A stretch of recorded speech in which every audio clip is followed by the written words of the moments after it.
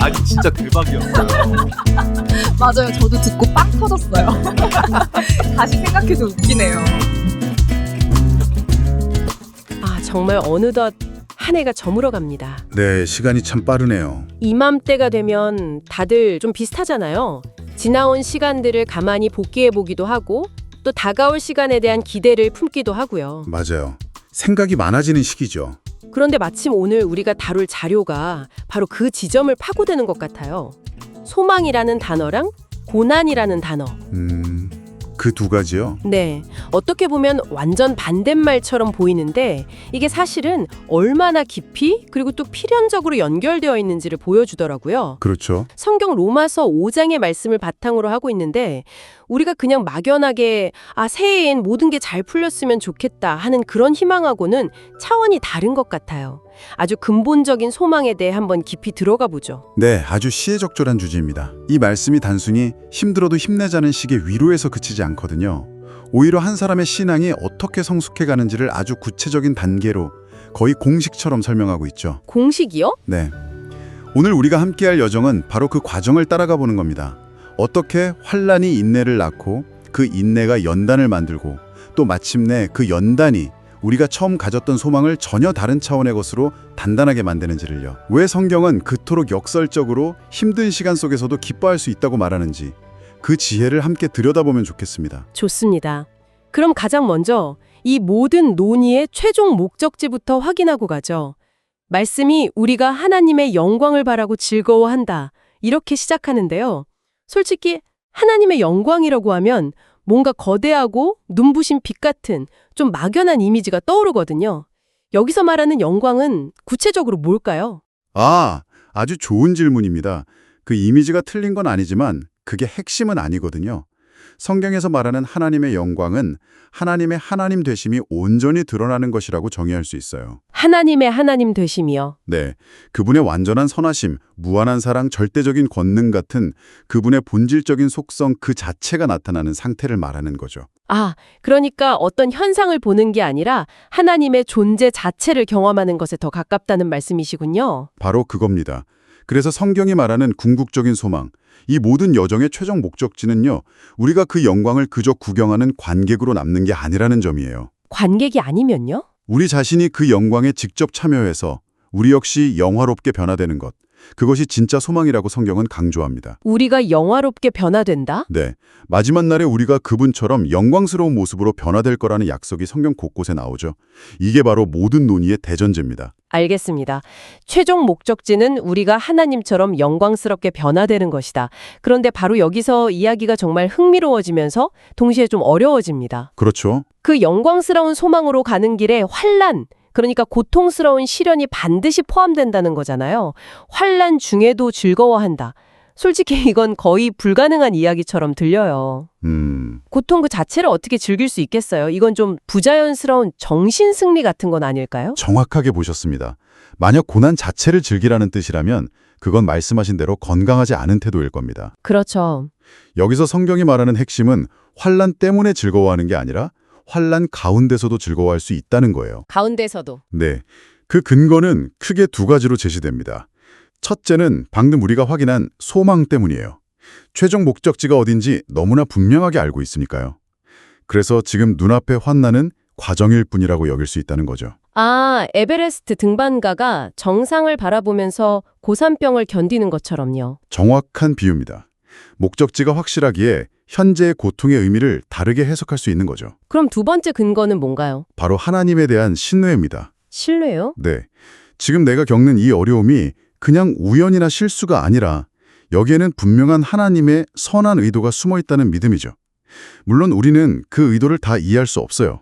하지만 나보다 나를 더 사랑하시고 더 지혜로우신 분이 이 과정을 허락하셨다면 분명 나를 더 유익하게 하시려는 계획의 일부일 거라고 신뢰하는 겁니다. 그래서 기쁨을 완전히 잃지 않을 수 있다. 이런 논리군요. 그렇습니다.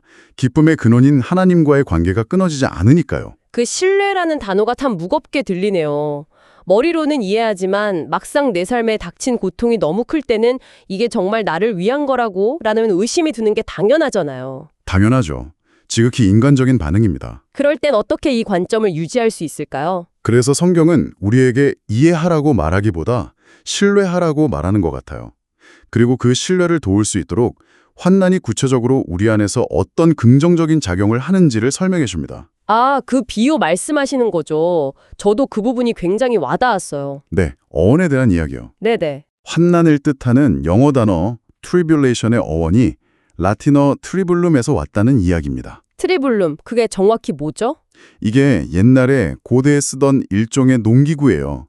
추수한 곡식의 알곡과 껍질, 그러니까 쭉정이를 분리하기 위해 사용하던 도구입니다. 아, 일종의 탈곡기 같은 거군요. 맞습니다. 무거운 널판지 바닥에 날카로운 돌이나 못을 박아서 그 위로 곡식 더미를 계속 끌고 지나가게 하는 거죠. 와, 상상만 해도 좀 아플 것 같은데요? 그렇죠. 그 압력과 마찰 때문에 껍질은 다 부서져서 날아가고 단단한 알곡만 남게 되는 원리입니다. 아, 이처럼 환난이 우리 안에 있는 교만이나 이기심, 불순종 같은 영적인 불순물들을 제거하고 순수한 믿음의 알곡만 남기는 역할을 한다는 비유죠. 불이 금을 재련하는 과정하고 똑같고요. 와, 고난을 그냥 나쁜 일이 아니라 내 안에 불순물을 걸러내는 도구로 재정의하는 하는 거군요. 이건 정말 관점의 대전환인데요. 네, 그렇죠. 자, 그럼 이 트리블룸이라는 재련 과정을 통해서 우리가 얻게 되는 첫 번째 결과물이 바로 인내입니다. 맞습니다.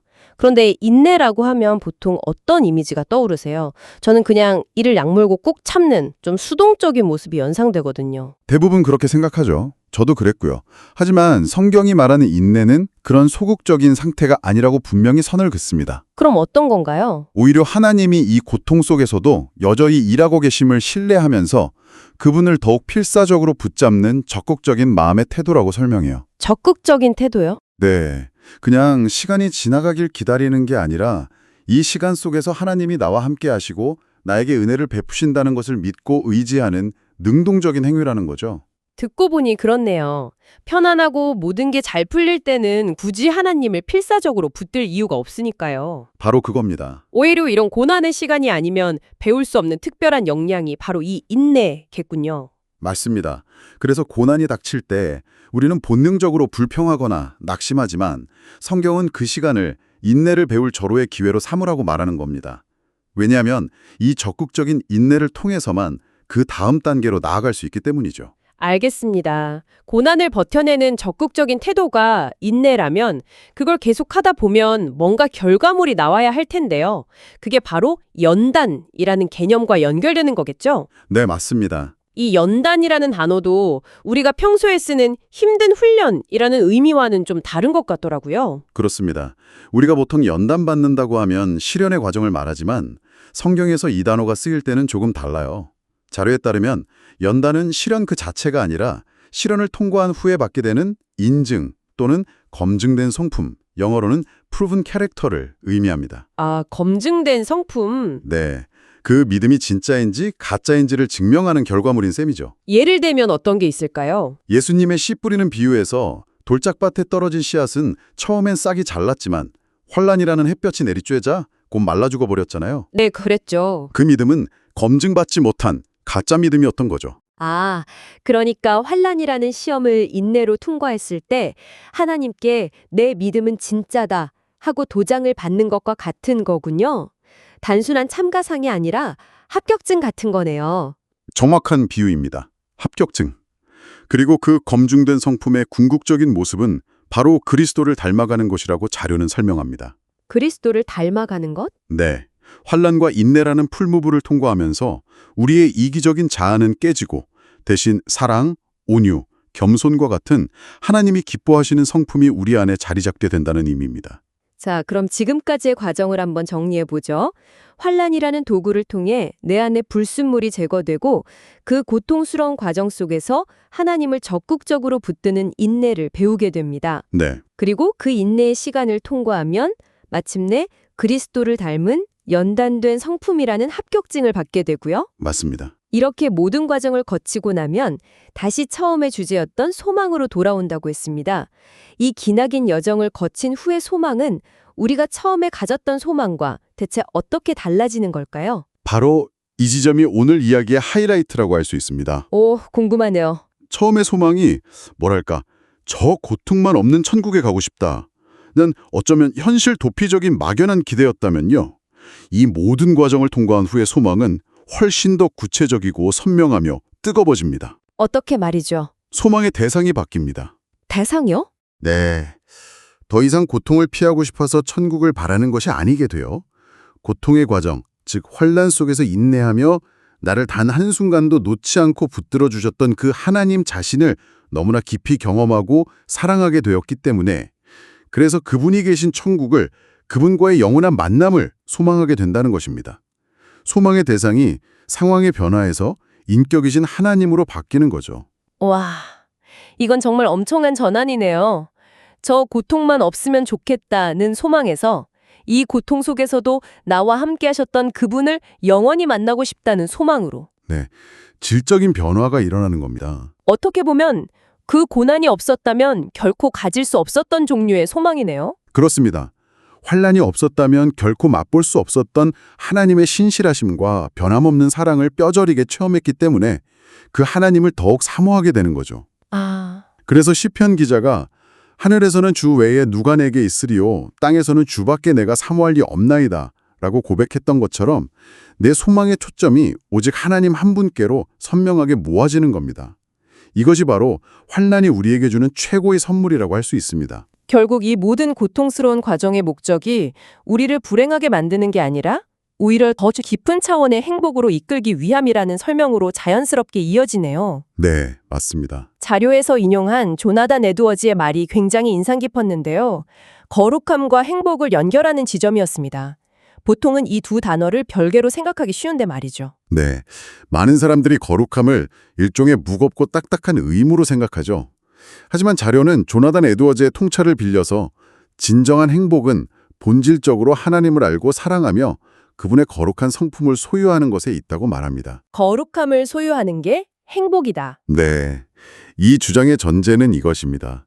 우주에서 가장 거룩하신 분이 바로 하나님이시고 동시에 그분은 가장 행복한 분이시라는 거죠.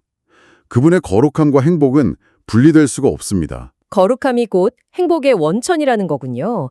저는 항상 거룩해져야 한다는 말을 들으면 뭔가 해서는 안 될 일들의 목록을 떠올렸거든요. 부담스러운 계명처럼요.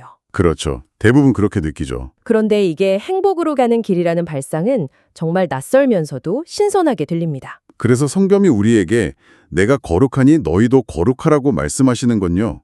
우리에게 무거운 짐을 주려는 게 아니라는 거예요. 오히려 가장 행복한 존재인 당신을 닮아서 우리도 진정으로 행복해지기를 바라시는 사랑의 초대라고 해석할 수 있는 거죠. 사랑의 초대라. 네.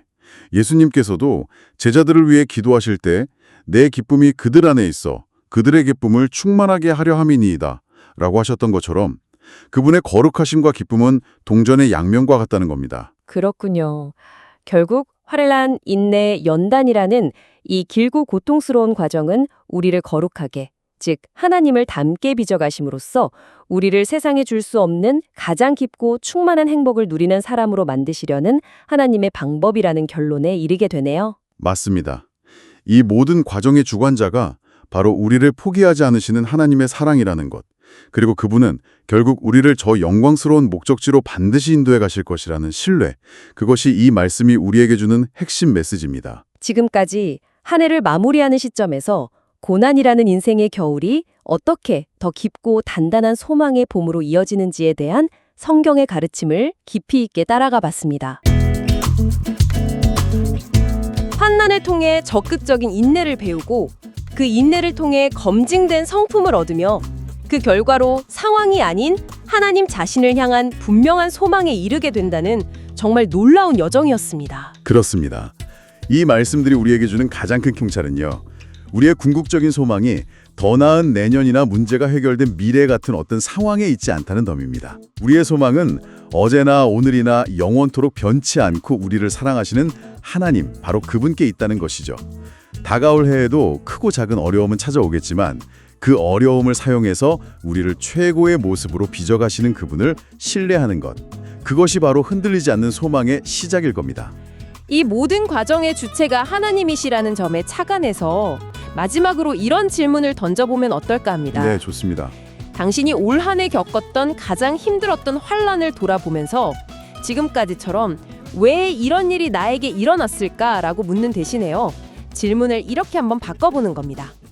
하나님은 이 일을 통해 내 안에 어떤 연단된 성품을 만들고 싶으셨을까라고 말이죠.